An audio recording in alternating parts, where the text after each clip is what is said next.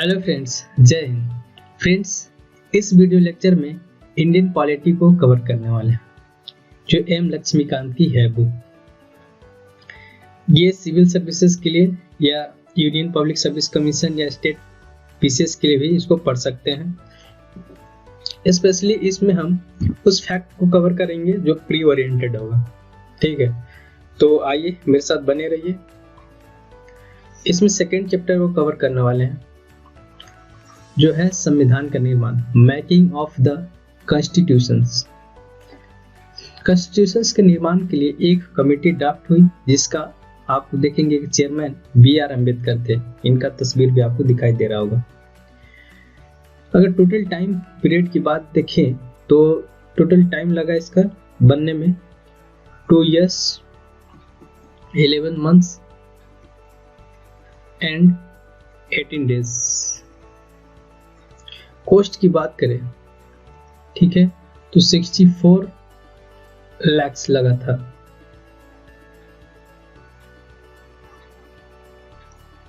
ठीक है, एंड देखेंगे कि बहुत सारे अप्रोक्स इसका मेजर पार्ट जो था वो 1935 एक्ट से लिया गया था, एंड अप्रोक्स 60 कंट्रीज से ये इसका बहुत सारे प्रोविजंस को लिया गया। जैसे कि एग्जांपल के लिए आप DPSP देखिए, DPSP, ठीक है, डायरेक्टिव प्रिंसिपल, ये लिया गया आयरलैंड से। तो आइए देखिए, भारतीय संविधान जो आपको संविधान का निर्माण कर रही थी, उसके लिए संविधान सभा का गठन का विचार सबसे पहले MN रॉय को आया। ठीक है, ये एक वामपंथी मींस लेफ्टिस्ट का एक प्रमुख नेता थे। तो 1934 को आया ये विचार कि हमको एक संविधान सभा बनानी चाहिए और उसमें एक आपको प्रपोजल ड्राफ्ट करना चाहिए, जिसमें आपका रूल रेगुलेशंस हो या फिर आप लिखित संविधान हो, जिससे देश चलाया जा सके। 1935 में कांग्रेस ने पहली बार इसको आधिकारिक रूप से संविधान का गठन का मांग किया।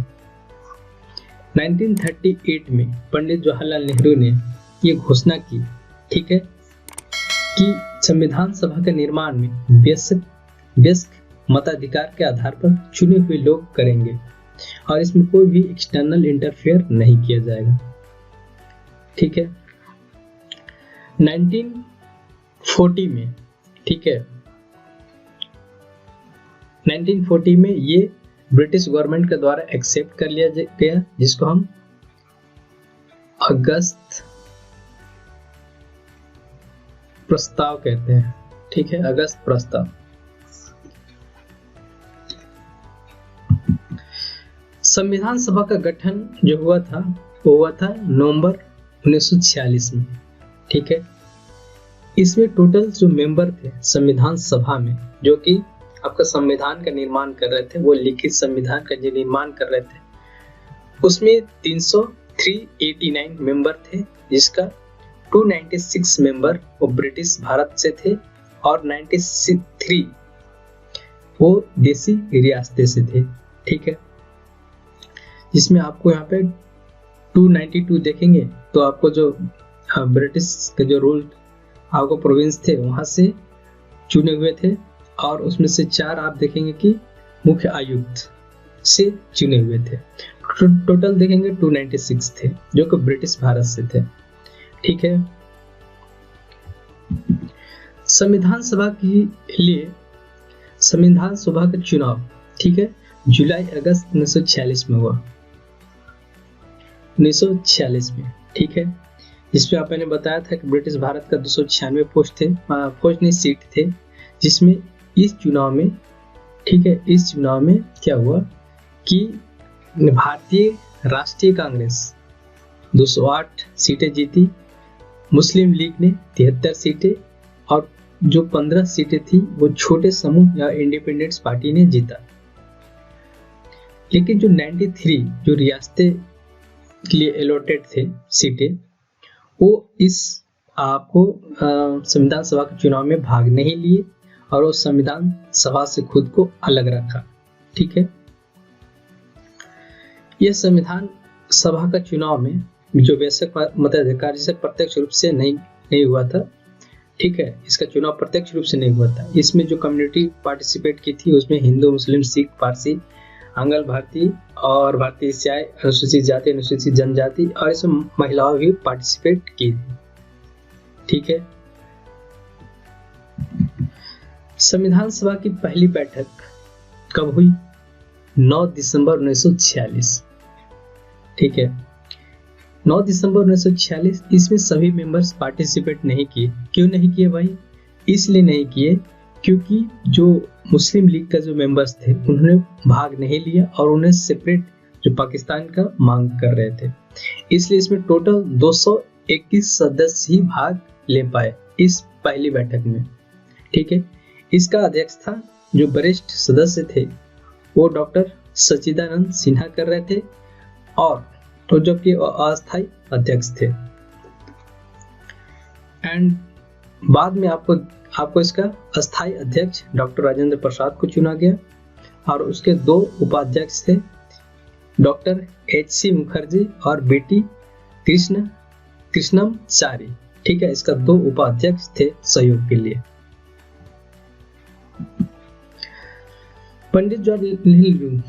पंडित जवाहरलाल नेहरू ने एक उद्देश्य प्रस्ताव 13 दिसंबर 1946 को पेश किया, ठीक है। उसका जो स्ट्रक्चर था, ठीक, उसका स्ट्रक्चर था जो अभी हम प्रस्तावना में दिखाई देता है। उसमें मेंशन किया गया था, जैसे कि स्वतंत्र भारत, यहाँ पे देखिए आप ध्यान से पॉइंट में देखें कि स्वतंत्र प्रभुत्व गणराज्य घोषित करती है तथा इसका भविष्य के प्रशासन को चलाने के लिए एक संविधान का निर्माण की घोषणा करती है, ठीक है, संविधान का निर्माण की घोषणा करती है। इसके बाद दूसरा देखिए कि जितना भी रियासतें जो बाहर राज्य थे, जो रियासतें के रूप में थे, वो अगर भारतीय संघ में शामिल होना चाहता है होगा, ठीक है, उसका जो सीमाओं का निर्धारण वो संविधान सभा करेगी और अगर संघ में अगर मिलती है तो राज्य को भी शक्ति प्राप्त होगा। तो इस तरह टोटल 8 पॉइंट है, इसको देखिएगा, टोटल 8 पॉइंट है। चौथा पॉइंट देखिए, जिसमें कि सभी जो सरकार का अंग, सभी का स्रोत भारत का जनता होगा। इसका मतलब यहाँ पे इलेक्टेड लोग इसमें आपको ये करेंगे, रूल करेंगे। इसमें सभी तरह का अधिकार प्राप्त होगा, जैसे यहाँ पे फंडामेंटल राइट्स की बात किया गया है, अल्पसंख्यक की बात की गई है। इसमें फिर आपको सभी क्षेत्र को सम्मिलित करते हुए चलना है, ये सब बात किया गया। बाकी आप टोटल 8 पॉइंट इस तरह का है और 22 जनवरी 1946 को यह सर्वसम्मति से पास कर दिया गया, जो बाद में अब संविधान का प्रस्तावनाओं को दिखाई देता है, ठीक है। संविधान सभा जब बन रही थी तो उस दौरान आप देखेंगे कि संविधान सभा एक विधायिका भी बन गई थी। विधायिका क्या था? इसको दूसरे शब्द में कहा जा सकता है कि सभा को अलग अलग काम सौंपे गए थे। इसमें से एक था स्वतंत्र भारत के लिए संविधान बनाना और दूसरा था देश के लिए आम कानून लागू करना।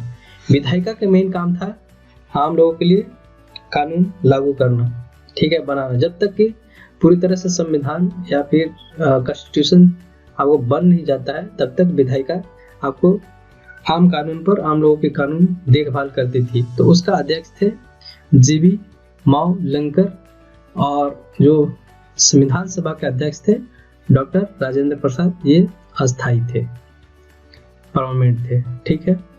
इस तरह संविधान सभा 26 नवंबर 1949 तक इन दोनों प्रारूपों में काम कर रही थी, ठीक है। अब देखिए यहाँ पे एक इम्पोर्टेंट पॉइंट, मुस्लिम लीग के सदस्य जो पाकिस्तान में शामिल हो चुके थे और वो पाकिस्तान की मांग कर रहे थे, भारतीय संविधान सभा से अलग हो गए। जब अलग होंगे तो मेंबर भी घटेगा। तो 1946 के माउंटबेटन योजना के तहत में 389 जो कि सीटें थी अब गिरकर 299 हो गई, ठीक है। इसी तरह आप देखेंगे देसी रियासतें के कितना था, 93 था, वो 70 हो गई, ठीक है। और इसका एक लिस्ट है, आप बाकी बुक से पढ़ लीजिएगा।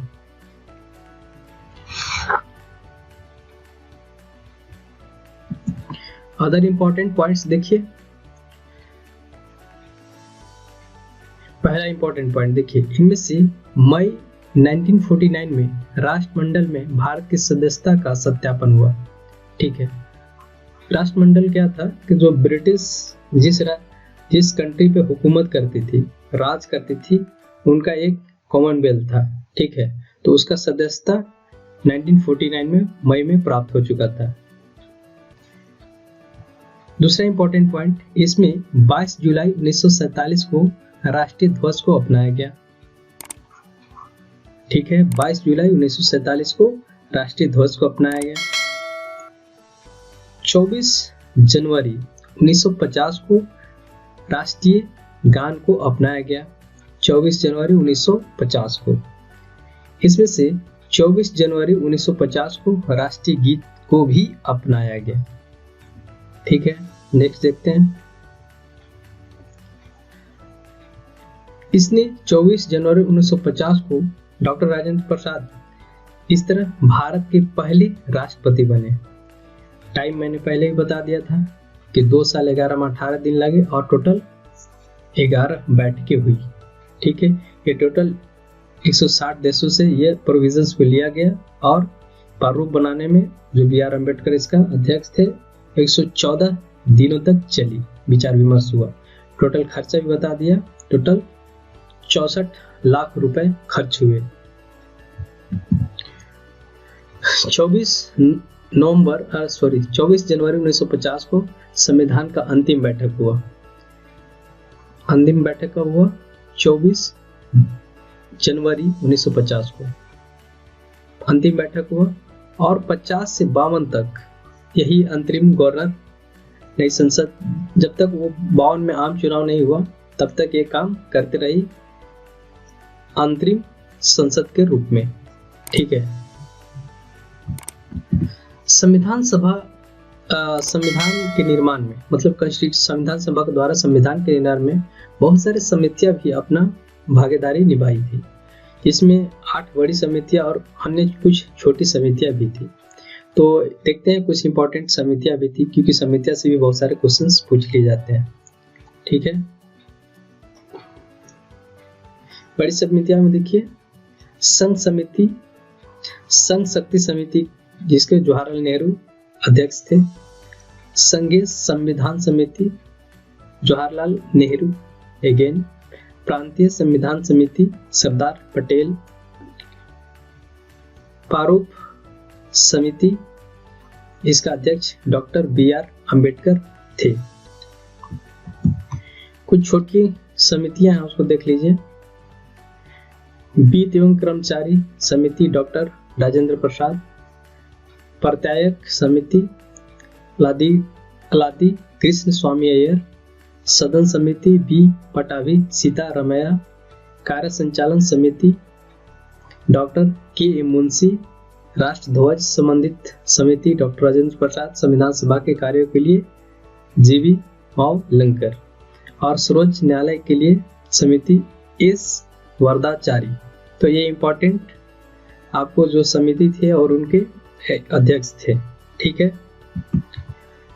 थोड़ी प्रारूप समिति पर भी बात कर ले तो संविधान सभा में सबसे महत्वपूर्ण समितियां थी, उसमें से एक थी प्रारूप समिति जिसका अध्यक्ष थे बी.आर. अम्बेडकर।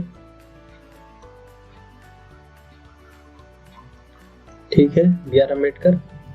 और इसका गठन 29 अगस्त 1947 को हुआ था। ये डेट देख लीजिए ध्यान से। तो इस समिति का काम था नए संविधान का प्रारूप तैयार करने की जिम्मेदारी इन्हीं को दिया गया था और इसे फरवरी 1948 को प्रकाशित हुआ।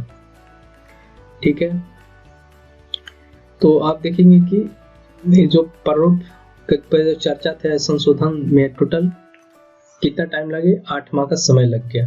ठीक है, और इसमें देखिए कि लोगों की शिकायतों, आलोचनाओं और सुझावों के परिप्रेक्ष्य में प्रारूप समिति दूसरा प्रारूप तैयार किया जिसे अक्टूबर 1948 प्रकाशित किया गया। प्रारूप समिति ने अपना प्रारूप तैयार करने में 6 माह से कम समय लगाया और इस समय के लिए इस दौरान उसकी कुल बैठक इस 6 मंथ में कुल बैठक इसको 141 बैठ के करनी पड़ी। ठीक है, तो इसकी कुछ जानकारी है और इसके कुछ मेंबर्स हैं, उनको देख लेते हैं। इसमें 7 मेंबर थे इस तरह है, जैसे अध्यक्ष के रूप में डॉक्टर बी आर अम्बेडकर थे। इसके बाद एन गोपाल स्वामी अय्यर थे, अलादी कृष्ण स्वामी अय्यर, डॉक्टर के एम मुंशी, सैयद मोहम्मद सादुल्ला, 5वां हो गया। 6ठा में एन माधवराव जो कि बी एल मिश्रा की जगह ली, जिन्होंने स्वास्थ्य कारणों से त्याग पत्र दे दिया था। और 7वें जो टीटी कृष्णा मचारी जो कि 1948 में डीपी खेतान की मृत्यु के बाद उन्होंने जगह ली। तो ये टोटल आपको मेंबर थे जो कि प्रारूप समिति भारत के संविधान में निर्माण कर रही थी, तो उनमें प्रारूप समिति का जो ये इनका काम था ड्राफ्ट तैयार करना और संविधान को बनाना। तो ये टोटल आप लोग का जो इम्पोर्टेंट पॉइंट था मैंने कवर कर लिया इसका दूसरा चैप्टर से। और देन अब तीसरा जो नेक्स्ट लेक्चर में तीसरा चैप्टर से स्टार्ट करूंगा। Thank you for watching.